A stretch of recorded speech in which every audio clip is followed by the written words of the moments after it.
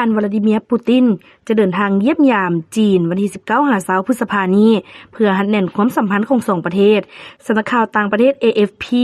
รายงานวันที่17พฤษภาคม2026ว่า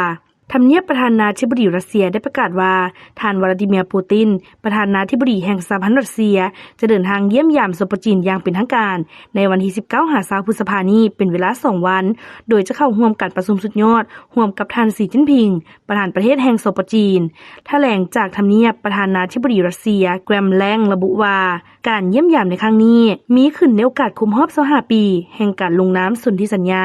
ว่าด้วยความเป็นเพื่อนบ้านที่ดีและความร่วมมือฐานมิตรสหายระหว่างรัสเซียและจีนนอกจากนี้ผู้นำทั้ง2ประเทศยังเกี่ยมปรึกษาหารือเกี่ยวกับความร่วมมือ2ฝ่ายในปัจจุบัน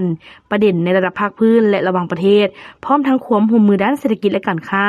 ในโอกาสเดียวกันท่านปูตินยังจะได้เข้าพบปะท่านหลี่เซียงนายกรัฐมนตรีแห่งสปจีนเพื่อปรึกษาหารือเกี่ยวกับท่าเอียงความร่วมมือด้านเศรษฐกิจและการค้าระหว่าง2ประเทศเพิ่มเติมการเยี่ยมยามสปจีนในครั้งนี้เพื่อหัดแน่นความสัมพันธ์ทางด้านเศรษฐกิจระหว่าง2ประเทศในระยะต่อหน้าให้มีความแน่นแฟ้นยิ่งขึ้น